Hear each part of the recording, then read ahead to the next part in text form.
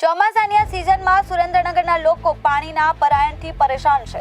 શહેરના મુખ્ય પાણી સ્ત્રોતો એવા ધોળીધજા ડેમમાં ટેકનિકલ ખામી સર્જાતા છેલ્લા 3 દિવસથી પાણી વિતરણ વ્યવસ્થા ખોરંભે પડી છે। શહેરના લોકો પાણી માટે ભારે મુશ્કેલીઓનો સામનો કરી રહ્યા છે।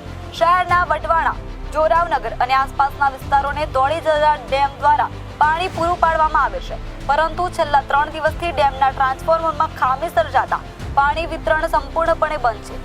આશ્ચર્યની વાત તો એ છે કે જે ડેમ 12 માસ પાણીથી ભરેલો રહે છે, ત્યાં પણ તંત્રની બેદરકારીને કારણે લોકોને પાણી વિના વલખા મારવા પડી રહ્યા છે। ચોમાસાની સિઝનમાં પણ પાણી ન મળતા લોકોમાં ભારે રોષ જોવા મળી રહ્યો છે। છેલ્લા 1 મહિનામાં 2 થી 3 વખત પાણી વિતરણ વ્યવસ્થા ખોરંભે પડી છે। મહાનગરપાલિકાના ખબરેલા 5 ગામોને લોકોની હાલત પણ કફોડી બની છે। સ્થાનિકોનું કહેવું છે કે આ સમસ્યા અંગે અનેક વખત રજૂઆત કરવા છતાં તંત્ર આંખ આડા કાન કરી રહ્યું છે અને કોઈ નક્કર પગલાં લેવામાં આવતા નથી।